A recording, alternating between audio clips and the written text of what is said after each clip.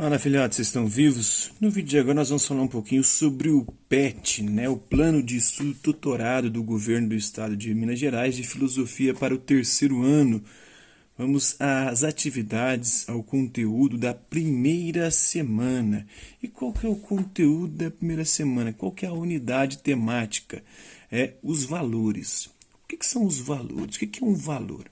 O valor é tudo aquilo que a gente considera importante. E há uma diferença entre ser e dever ser. Ser é aquilo que é. Dever ser aquilo que deveria ser, ou que é de uma maneira, mas que não deveria ser assim, deveria ser de outra. Isso está relacionado a algo, a uma diferenciação dentro da filosofia, que é a diferenciação entre fato e... entre juízo de fato e juízo de valor. O juízo de fato descreve a realidade tal como a realidade é. O juízo de valor não. Ele vê a realidade tal como ela é, mas percebe que ela não deveria ser assim. E aí ele faz um juízo de valor e diz como a realidade deveria ser. Então, essa é uma diferenciação básica, um objeto de conhecimento. Ser e dever ser, ser é aquilo que é, e dever ser é aquilo que é de uma maneira, mas deveria ser de outra. E o juízo fato, fato é aquilo que é tal como é. E o valor é aquilo que deveria ser de uma outra maneira. Ele é de uma maneira, mas deveria ser de outra. É um conteúdo um tanto quanto complexo e complicado aí, mas ao longo dessa aula aqui a gente vai tentar entender. Então, o juízo de fato. O que é um juízo? O juízo é um julgamento acerca da realidade. Um juízo de fato é quando eu descrevo a realidade tal como ela é. Por exemplo, essa mesa minha aqui, ela é vermelha. Aparentemente é vermelha. Se eu não for daltônico e não estiver confundindo. Então, isso é um juízo de fato. Se ela de fato é vermelha. Agora, um juízo de valor. Eu não gosto dessa mesa, ela é feia, vermelha, tal como ela é. Ela deveria ser verde. Aí eu estou fazendo um juízo de valor. O juízo de valor, lembrando que valor é tudo aquilo que nós damos importância, e o valor, muitas das vezes, ele quer mudar as coisas tal como elas são e dizer como elas deveriam ser. Espero que assim eu tenha explicado. Ser, essa mesa é vermelha, dever ser, ela é vermelha, mas não deveria ser vermelha, ela tinha que ser de outra cor. Então, essa é a diferença entre ser e dever ser, fato e valor, juízo de fato e juízo de valor. Quais são as habilidades que a gente vai trabalhar nessa aula? Reconhecer que o agir humano é de natureza valorativa. Ou seja, nós damos valor às coisas. Nós damos importância às coisas. E muitas vezes nós não queremos as coisas ou as pessoas como elas são. A gente quer mudar tanto as coisas quanto as pessoas. Então, distinguir também, circunscrever a esfera da moral como lugar das ações e escolhas humanas. Então, a moral, ela lida com os nossos comportamentos, como a gente deve ou não ser. Então, é aí que está o campo, o âmbito das nossas ações, do nosso comportamento, do nosso agir e das nossas escolhas. Porque nós, enquanto seres humanos, somos seres livres, ou seja, dotados de liberdade, com capacidade de fazer escolhas. Mas essas escolhas também implicam em responsabilidade, ou seja, quando a gente escolhe, a gente tem que arcar com as consequências das nossas escolhas. A gente tem que responder pelas nossas escolhas, pelos nossos atos, pelas nossas ações. E tudo isso está dentro do campo, dentro de um campo da filosofia chamado ética e moral. A moral lida mais com o nosso comportamento individual, enquanto a ética ela busca princípios universais de comportamento. Por exemplo, se eu faço algo assim ou assado, eu estou fazendo isso conforme a minha moral, conforme os limites e os princípios que eu estabeleci para mim. Já a ética preocupa em algo que deve ser válido para todo tempo, qualquer lugar, para qualquer pessoa. Será que existe algum tipo de comportamento que deveria ser assim? Universal, vale em qualquer tempo, para qualquer pessoa, em qualquer lugar? Então são algumas questões aí relacionadas ao campo da moral, da ética, das escolhas, das normas, ou seja, das leis, das regras, daquilo que a gente deve ou não fazer, e dos valores, daquilo que a gente dá importância. Então a gente precisa distinguir entre as esferas dos fatos. Fato é aquilo que é, por exemplo, é um fato que essa mesa é vermelha, é um fato que eu estou diante do meu celular que está me gravando, isso é um fato. Agora, tem também o campo dos valores. Eu não gosto dessa mesa vermelha como ela é. Eu acho que ela deveria ser de uma outra maneira. E aí eu estabeleço uma norma, um dever, uma lei que vai fazer com que essa mesa mude de cor. Eu não gosto desse meu celular, eu acho ele muito fraco, muito ruim, eu prefiro o outro, eu prefiro esse aqui, é do Xiaomi, eu prefiro o celular do iPhone. porque eu acho o iPhone mais chique. Então aí eu já estou indo para o campo dos valores. Então conhecer algumas entre as diversas posições filosóficas a respeito do bem e do mal. É isso que a gente vai conhecer ao longo dessa aula aqui. Os conteúdos relacionados, né? Qual que é a diferença entre dizer que algo é assim e que algo deve ser assim? Quando você diz que algo é assim, você está descrevendo aquela coisa.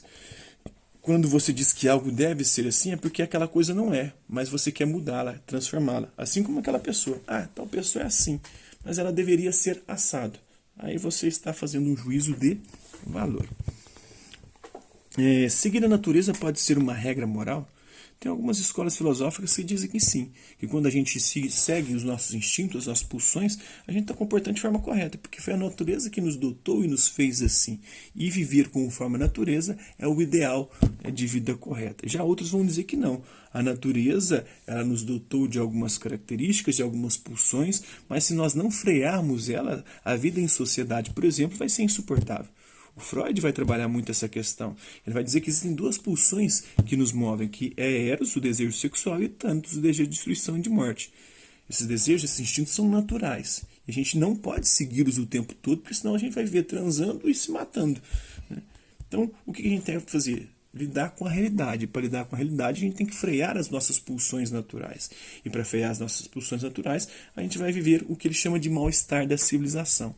Então, a vida em sociedade causa em nós um mal-estar, porque a gente tem que reprimir os nossos desejos, as nossas pulsões, o nosso desejo sexual, o nosso desejo de matar os outros, destruir os outros. Você tem esses desejos aí? Se alimenta isso com você? Então, para sim, para algumas escolas filosóficas, seguir a natureza pode ser uma regra moral, para outras não. As convenções humanas são um prolongamento ou uma ruptura com a natureza?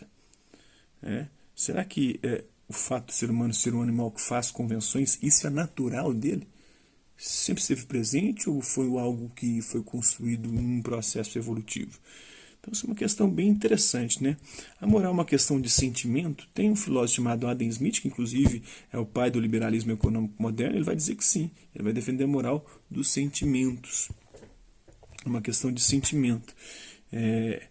E os sentimentos, eles são fundamentados no egoísmo, né? Eu não levanto cedo para trabalhar porque eu estou pensando no meio dos meus alunos. Eu levanto cedo para trabalhar porque eu estou pensando em mim mesmo, no meu próprio salário, em ter o meu ganho para poder sustentar a minha família. Então, eu estou pensando sempre nos meus interesses, nos meus sentimentos. Então, são os meus sentimentos que motivam as minhas ações. Isso é o que fala o Adam Smith na sua teoria moral dos sentimentos. Então, em interdisciplinaridade, os conteúdos, conceitos e processos tratados nas habilidades acima serão retomados ao longo do ano nos componentes curriculares de geografia, história, sociologia, através de perspectivas específicas dessas áreas. Então, vamos lá. Merda. Apertei o botão, a coisa errada aqui, mas vamos continuar, porque não podemos perder tempo. Ui, ai, ai. O que está acontecendo com essa bosta aqui?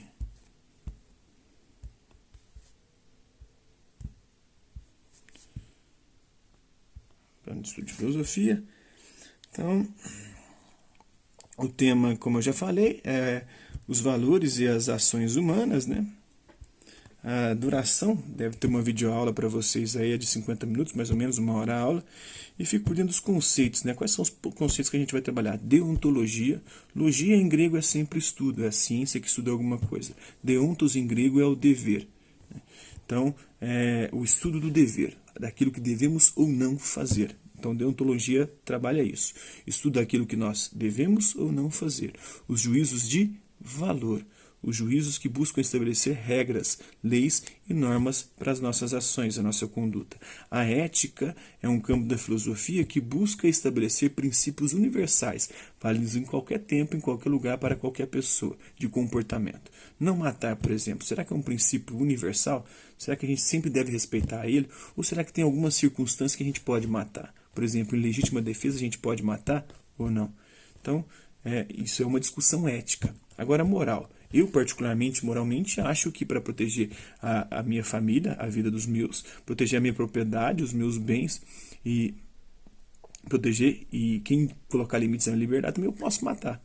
Tem gente que está pensando isso nessa quarentena aí. Em nome da liberdade, eu posso matar as pessoas. Tem gente lá nos Estados Unidos, lá, que eles são armamentistas, né, que o Estado está tentando lá fazer lockdown, eles não aceitando, recebendo a galera na bala. Então isso é um campo da moral. Isso aqui é específico daquele grupo de pessoas lá. E não uma discussão de princípios universais como a ética. Então, a moral ela trata muito mais de indivíduos e de comunidades, enquanto a ética busca ser universal, vale em qualquer tempo, em qualquer lugar, para qualquer pessoa. E imperativo categórico, né? O que é imperativo categórico? O imperativo categórico é uma criação, uma invenção do Kant, Immanuel Kant, que ele diz o seguinte: age de tal maneira que a tua ação possa se transformar numa regra universal. Então, antes de você agir, você deve pensar: se eu fizer isso que eu estou pensando em fazer, e todo mundo fizer, será que vai dar certo? Por exemplo, eu penso em mentir. Se eu mentir e todo mundo começar a mentir, como é que vai ser a vida em sociedade? Ninguém mais vai confiar em ninguém, ninguém mais vai acreditar em ninguém. Como é que vai? Vai virar um caos, não vai não? Então esse é o imperativo categórico de Kant.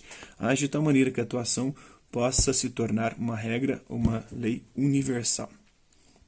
Então, saudações, estudantes. Fala, filhotes. Eu gosto de usar essa expressão, essa saudação no meu canal. Fala, filhotes. Fala, né? Porque eu estou conversando com vocês, né? Filhotes vem de filia, que em filosofia significa amor, né? Vocês lembram lá?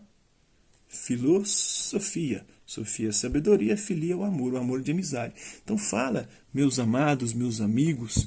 Então essa é a minha saudação. Então fica aí, quem se inscrever no canal vai saber lá. Quem não se inscrever também, não tem problema. Você pode buscar em qualquer lugar na internet para responder isso. Se não entender, não gostar das minhas explicações também, tranquilo. Ninguém é obrigado a gostar de ninguém. Ninguém é obrigado a entender quem eles não conseguem entender. Tá tranquilo, tá de boa. A internet tá aí, ela é plural e tem resposta de tudo quanto é tipo. Então, essa semana você irá aprender um pouco sobre ética e moral. Busque mais referências para complementar o seu aprendizado. Escute o podcast que vai ser postado no Conexão Escola e veja o vídeo no final desta unidade. Se possível, anote os pontos mais relevantes apresentados nesses materiais e exercite a dúvida. Sempre elabore perguntas levando em consideração as informações que você compreendeu a partir dos seus estudos. E coragem, hein? Sêneca viveu em Roma no período denominado chamado helenismo, período helênico.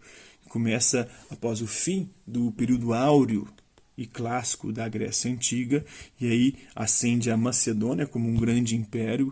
O pai de Alexandre, Filipe II, depois o Alexandre o Grande, vão se tornar os grandes representantes desse período, e aí vai começar nesse período uma fusão, uma mistura, a partir das conquistas de Alexandre, da cultura grega com a cultura oriental. Então esse é o período helenismo, que vem de helenos, ou helênicos, como os gregos se autodenominavam, porque eles acreditavam que eles eram herdeiros ou descendentes de Helena, né? Ou da Hélade é a cidade, ou de Helena, a Helena de Troia, lá da Guerra de Troia, que ela foi raptada e culpa dela toda aquela merda aconteceu, que está presente na obra Ilíada de Homero, que narra a Guerra de Troia, onde participou Aquiles e tantos outros heróis da mitologia grega, além dos deuses.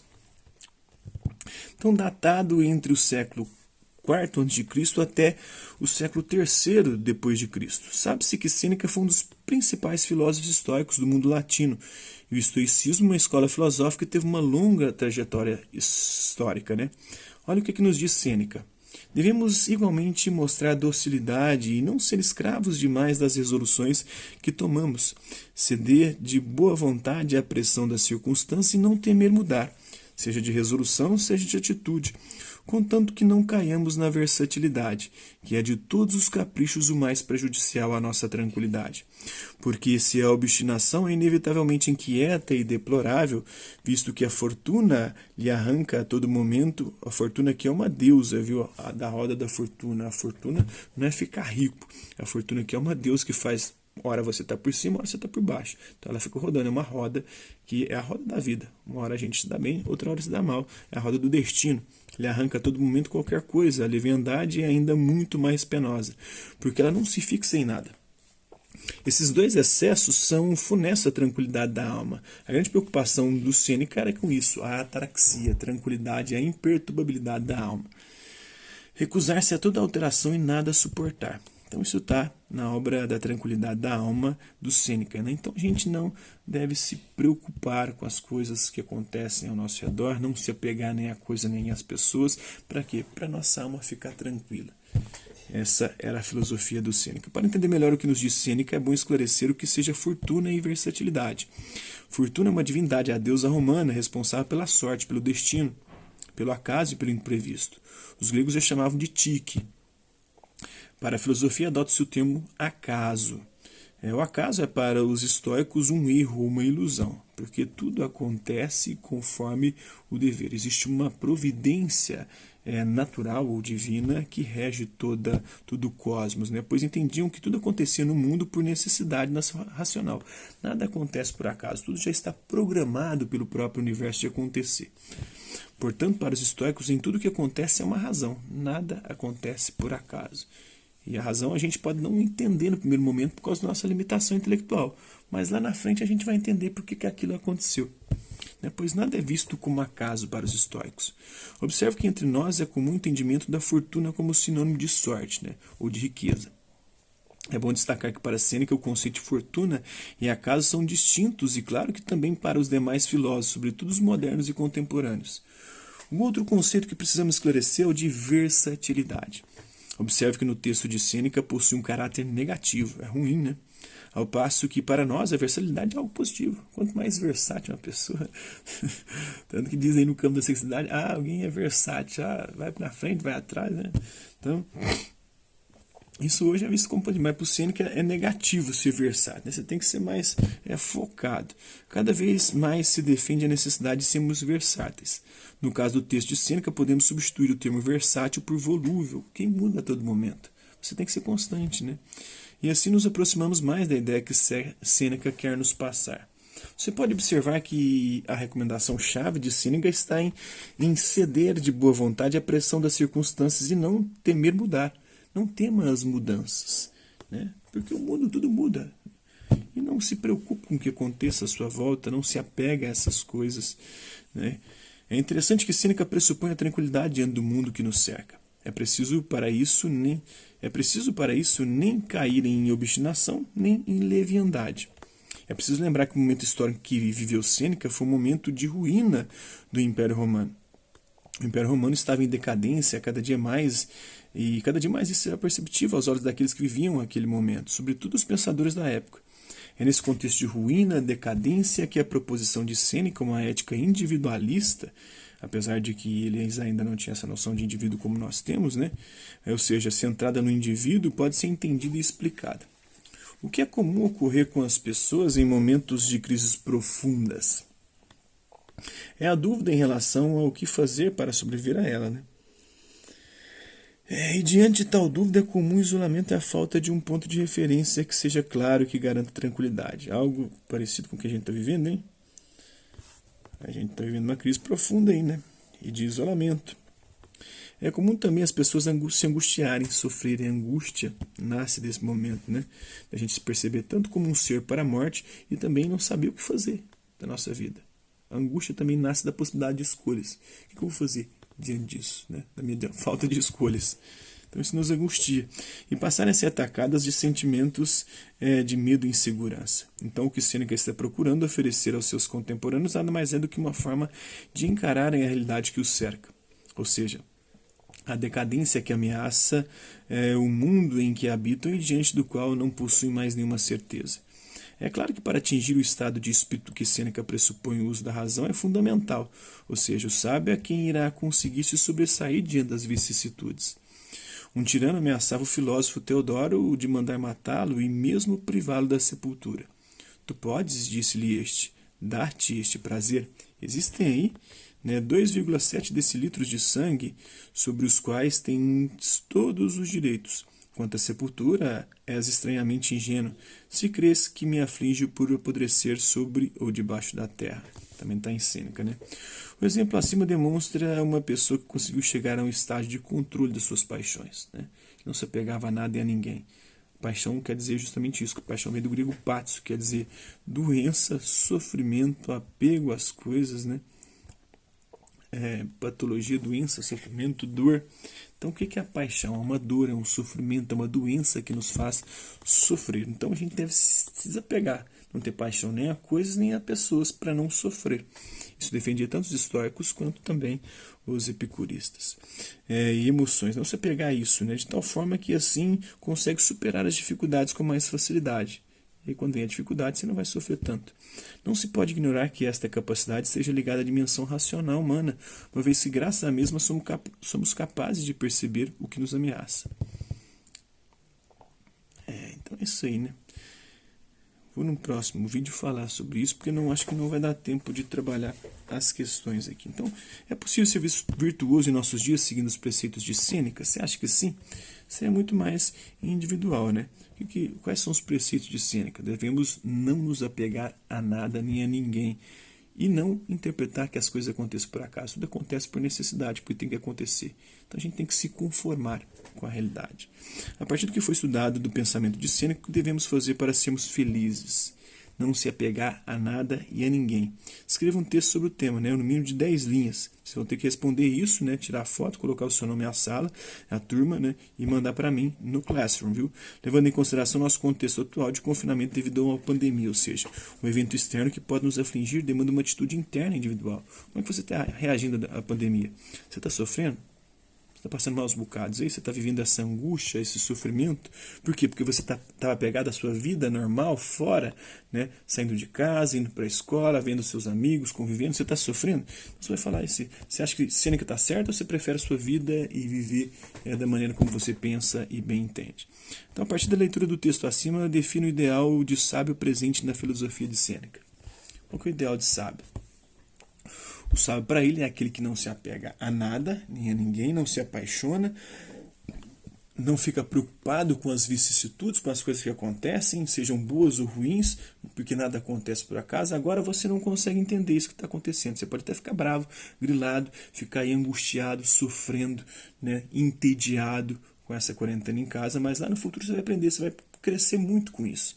Pelo menos essa é a perspectiva dos estoicos, né? Para eles, tudo acontece porque é necessário acontecer, porque tem uma importância, porque tem uma necessidade, porque há uma espécie de providência do universo que preparou isso aqui para nós, para que nós saíssemos disso aqui melhores. E a gente não deve se preocupar com as coisas que nos acontecem, seja com a vida, com as desgraças da vida, ou até com a morte, porque tudo isso não pode afetar o filósofo. O filósofo não tem apego à sua própria vida, não pode ter, pelo menos para Sêneca, não pode ter apego às coisas nem às pessoas, porque tudo aquilo que ele se apega, ele sofre, porque está apegado. Então, para saber mais, aí tem dicas de podcast, né? Como ficamos diante de uma mudança tão drástica trazida por essa Covid, né? Então, tem as dicas aí, né? Posturas filosóficas, né? Pandemia, medo e isolamento, está no YouTube. Tem um outro vídeo também. Existe uma relação entre a comida que colocamos no prato, os fatores que influenciam. Então, também tem outras dicas aí no pet de vocês. É só consultar. Espero que vocês tenham gostado do vídeo. Quem curtiu, dá um like. Quem não curtiu, dá um dislike. Hasta la vista, babies. Até a próxima.